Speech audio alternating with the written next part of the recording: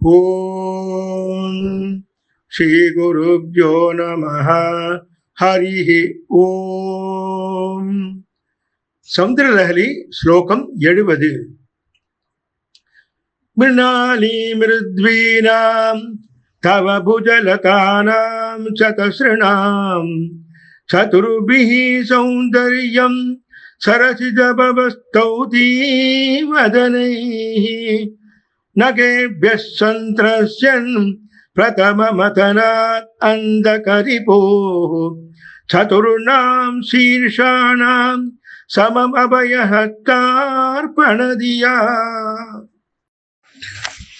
ஓம் குரு பிரம்மா குரு விஷ்ணு குரு தேவோ மகேஸ்வரः குரு சாட்சாத் பரபிரம்ம தஸ்மை ஸ்ரீ சத்குரவே நமः. சத்குரு பாதாரவிந்தேபியோ நமோ நமः. சௌந்தரலஹரி 70வது ஸ்லோகத்திலே, அதாவது ஒரு நேரத்தில் பிரம்மாவுக்கும் மகாவிஷ்ணுவுக்கும் இடையே யார் பெரியவர் என்ற ஒரு போட்டி தோன்றியது. அப்போ சிவபெருமான்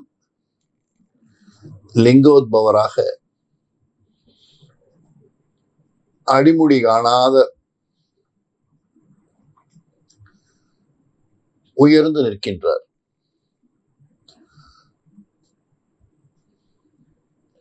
இதில் யாராவது ஒருவர் என்னுடைய திருவடிகளையோ அல்லது திருமுடியையோ யார் காண்கிறீர்களோ அவர் உயர்ந்தவர் என்று சொல்லிவிடுகிறார்கள்.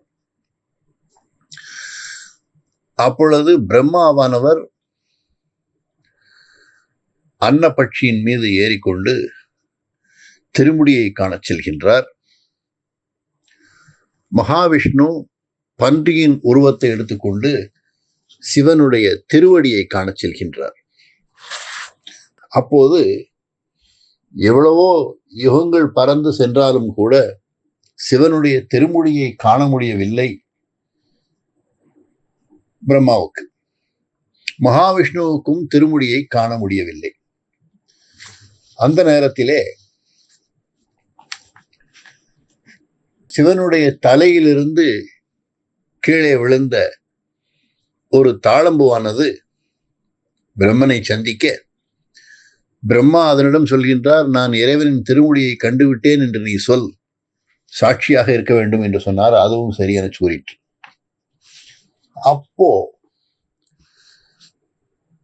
நேரடியாக சிவனிடம் செல்லும் பொழுது, சிவனுக்கு எப்படி 5 தலைகள் உண்டோ அதே போல பிரம்மாவுக்கும் 5 தலைகள் உண்டு. பிரம்மாவினுடைய ஒரு தலையை அடிமுடி கண்டீரா என்று கேட்டதிலே பிரம்மா சொல்கின்றார், நான் திருமுடியை கண்டேன், அதற்கு சாட்சியாக இந்த தாளம்பு இருக்கிறது என்று சொன்னார். சிவபெருமான் சிரித்துக் கொண்டே, எந்த தலை பொய் சொல்லிற்றோ அந்த தலையை கிள்ளி எடுத்து விட்டார்.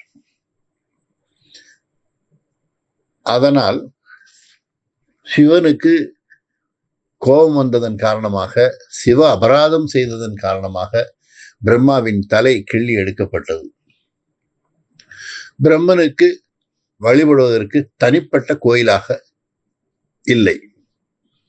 அதே போல தாளம்பூ சிவனுடைய பூஜையில் உபயோகப்படுத்தப்படக்கூடாது என்றும் ஒதுக்கப்பட்டு விட்டது.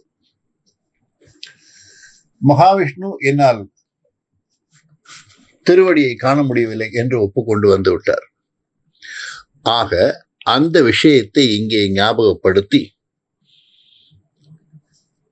பிரம்மா அம்பிகையை வணங்கும் பொழுது அம்பிகையினுடைய 4 கைகளை வணங்குவதன் மூலமாக என்னுடைய மற்ற 4 தலைகளும் காப்பாற்றப்படும்.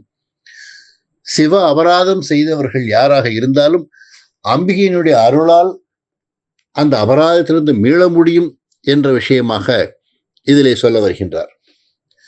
இதே விஷயத்தை திருமந்திரத்தில் திருமூலர் சொல்கின்றார். அடிமுடி காண்பார் அயன்மால் இருவர் படிகண்டிலர் மீண்டும் பார்மிசை கூடி அடிகண்டிலே நின்றச்சுதன் சொல்ல முடிகண்டேன் என்ற அயன்மை பொழிந்தானே, முடிகண்டேன் என்று அயன் பொய் மொழிந்தானே என்று சொல்லுகின்றார். ஆக தேவியின் திருக்கைகள் தங்கக் கொடி போல வெகு அழகாகவும் தாமரை கொடி போல் மிகவும் மென்மையாகவும் விளங்குகிறது. தேவிக்கு 4 கைகள் உள்ளது. எனவே பிரம்மா தன் 4 முகங்களால் 4 கைகளையும் ஒரே காலத்தில் வர்ணிக்கின்றார். பிரம்மதேவன் இவ்வாறு வர்ணிப்பதற்கும் ஒரு காரணம் இருக்கிறது. ஏற்கனவே சொன்னபடி பிரம்மா பரமேஸ்வரனின் முடியை காண ஹம்ச வாகனத்தில் ஏறி சென்றார். அப்பொழுது பிரம்மா திருமுடியை காண முடியாதது போய் புகன்ற காரணத்தால் அவருடைய தலையானது கிள்ளப்பட்டு விட்டது. அதன்பின் பிரம்மா சதுர்முக பிரம்மா ஆனார். அதன் காரணமாகவே பிரம்மாவுக்கு கோவில் கிடையாது. சிவபூஜையில் தாளம்பூவும் சேர்ப்பதில்லை. மறுபடியும் சிவனுக்கு கோபம் வந்து மற்ற தலைகளை கிள்ளிவிடாமல் இருக்க வேண்டுமே என்று பயந்ததால் பிரம்மா இடைவிடாமல் தேவியை துதிக்கின்றார். தேவியின் 4 கைகளாலும் தன் 4 தலைகளும் காப்பாற்றப்பட வேண்டும் என்று வேண்டுகிறார். இந்த பாடல் சிவ அபராதத்திலிருந்து தேவியின் கருணையால் நாம் மீண்டு கொள்ளலாம் என்று அறிவுறுத்துவதாக இருக்கின்றது.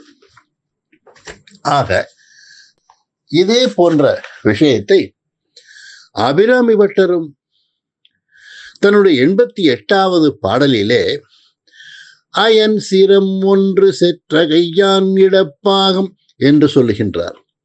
தன்னுடைய 8வது பாடலிலும் இதே விஷயத்தை மிக அழகாக அபிராமி பட்டர் விளக்குகின்றார்.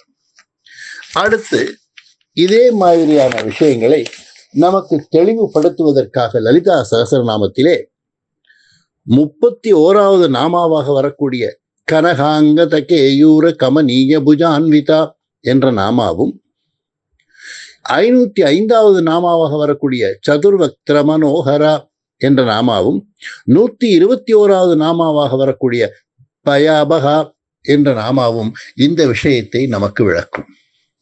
இன்னும் அடுத்தடுத்த பாடல்களில் வரக்கூடிய விஷயங்களை நாம் கண்டு ரசிக்கலாம். ஹரி ஓம்.